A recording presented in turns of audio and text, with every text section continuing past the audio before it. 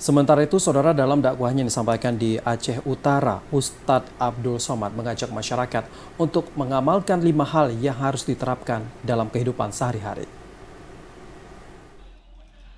Penceramah kondang asal Pekanbaru, Provinsi Riau, Ustadz Abdul Somad mengisi safari dakwah di sejumlah daerah di Provinsi Aceh.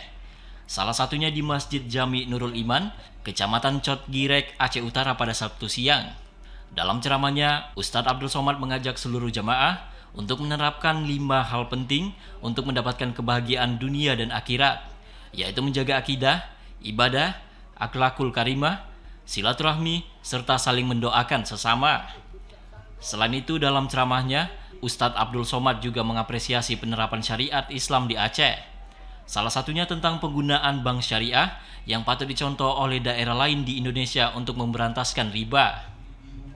Ceramah Ustadz Abdul Somad di Masjid Jami Nurul Iman tersebut disambut antusias oleh ribuan warga yang telah menanti-nanti kedatangan Ustadz yang dijuluki sebagai dai sejuta view tersebut. Mereka tampak mendengarkan ceramah dengan saksama sambil mengabadikan melalui ponsel genggamnya masing-masing. Apa yang kau tinggalkan sebagai orang tua?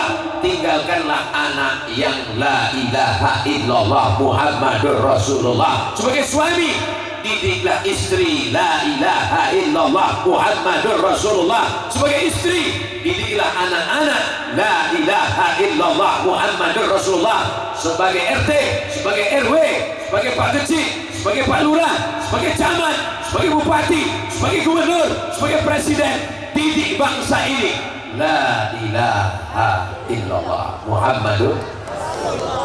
Adapun jadwal safari dakwah Ustadz Abdul Somad di Provinsi Aceh dimulai sejak tanggal 25 hingga 27 Agustus besok. Setelah di Aceh Utara, Ustadz Abdul Somad akan mengisi tablik akbar di lapangan Hira, Kota Loksmawe, Daya Babu Salam Batu Korong, Aceh Singkil, dan berakhir di pesantren Darul Rashid. Dari Aceh Utara, Fajar Sidik, TVRI melaporkan.